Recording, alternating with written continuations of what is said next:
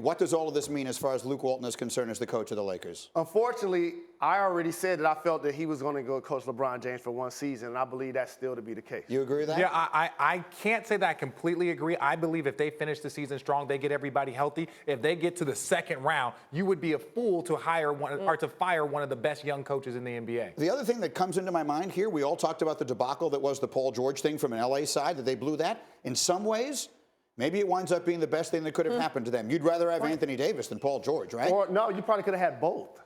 See, could they have gotten both? That's the point. See, Paul George was going to come anyway.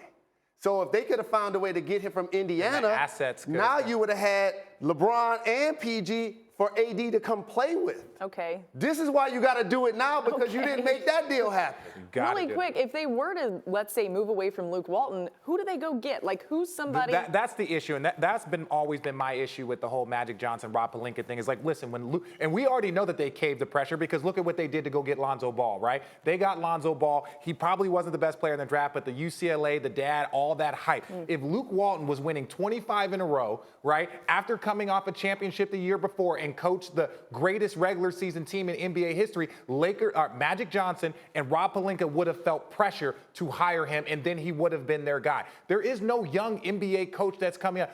He is the Sean McVay. There is nobody out there that you can go say, we're going to go get it. So you got to go a veteran, or you got to go college. Who in college are you going to pull in to coach LeBron James that are watching this? Because everyone believes that Luke is doing a good job. And when you're the Lakers, money shouldn't be a factor, but also he has a big contract. And if you let him go, that means you have to bring somebody in that we all truly believe that he's flat out better than Luke. And I don't know if you can necessarily do that based on what he's accomplished and what he's done with the young players. You know the name that's going to come up? You know the name John Calipari is going to wind up in this discussion.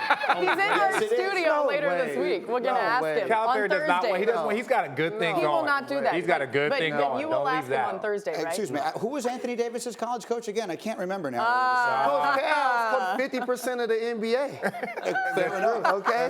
But you know what? The 1% who's the best player out of all of them is Anthony Davis. Agreed. So you think the Lakers are going to give him $75 million to come coach? I don't know who's going to give what anybody. Okay. That's what it's going to take. But if you gave Luke 35, that means whoever you bring in, you giving them 50. Yeah. And they're going to want security. They're like, you just fired 35, and I thought he was doing a good job. Right. I thought he was doing a good job. What am I supposed to do now? All right, fair enough. I'll keep trying to stir this pot.